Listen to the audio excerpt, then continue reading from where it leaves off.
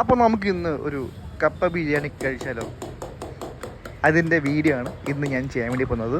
Welcome back my channel play on.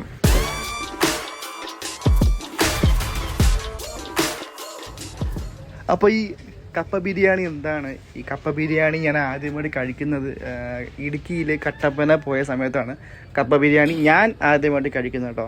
എൻ്റെ വീട് ട്രിവാൻഡ്രത്താണെങ്കിലും ഈ സ്ഥലങ്ങളിൽ കപ്പ ബിരിയാണി എവിടെ ഉണ്ടെന്ന് എനിക്കറിയില്ല.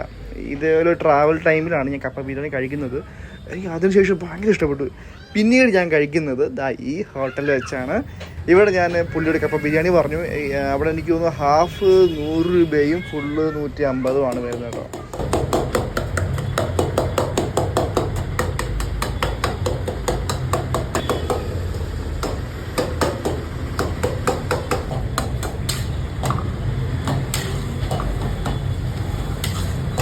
അപ്പോൾ ഞാൻ ഇത് കഴിക്കുന്നത് എറണാകുളത്ത് തൃപ്പൂണിത്തുറ പോയപ്പോഴാണ്. പക്ഷേ എത്രയൊക്കെ പറഞ്ഞാലും കേട്ടോ, ആ കട്ടപ്പന കഴിച്ച ആ ഒരു ഫീല് എനിക്കിവിടെ കിട്ടിയില്ല.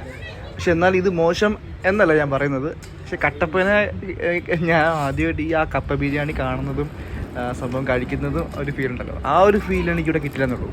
സംഭവം സൂപ്പറാണോ, ഇതും അടിപൊളിയാണ്.